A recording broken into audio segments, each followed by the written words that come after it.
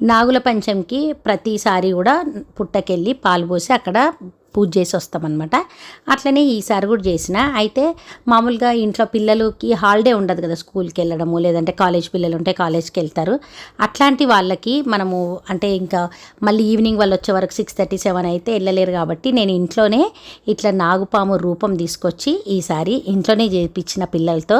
అంటే ఇట్లా నాకు ఇట్లా నేను చేయడం పిల్లలకు కుదురతలేదంటే మా అమ్మ నాకు చెప్పింది ఇట్లా తీసుకొచ్చి చేపి అని చెప్పి. ఇట్లా మనకి ఈ రూపం బయట అమ్ముతున్నారు, మీలో ఎంతమందికి తెలుసు. అయితే ఎవ్రీ టైం లాగానే మామూలుగా పుట్టకి ప్రసాదం ఏం పెడతారు మీరు? మేమైతే ఇట్లా గోధుమ పిండితో చపాతీ పిండి ఉంటుంది కదా, దాంతో ఇట్లా వీడియోలో చూపించినట్టుగా ట్రయాంగిల్ షేప్లో ఇట్లా కుడుముల్లాగా చేస్తామన్నమాట. మడుపు కుడుములు అంటారు మా దగ్గర ఇవి. వీటిని ఆవిరికన్నా ఉడికించుకోవచ్చు, లేదంటే డైరెక్ట్గా నీళ్ళల్లో వేసి ఇట్లా ఉడికించుకోవాలి, బాగుంటాయి ఇవి.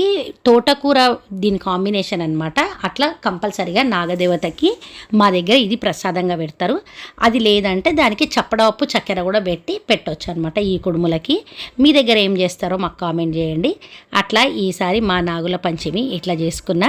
నేను ఇంటికి వచ్చిన తర్వాత పిల్లలకి అట్లా చేపించి తర్వాత ఆ పుట్టకి పోసిన పాలు లేదంటే ఇట్లా ఈ నాగపాము రూపంకి పోసిన పాలు ఉంటాయి కదా, ఆ పాలతోనే అన్నకి కానీ చెల్లెలకి కానీ కళ్ళు కడుగుతారనమాట. అది ఆ స్టోరీ అనేది నేను ఆల్రెడీ మన ఛానల్లో పెట్టిన, ఇంతకుముందు చూడని వాళ్ళు ఉంటే చూడండి.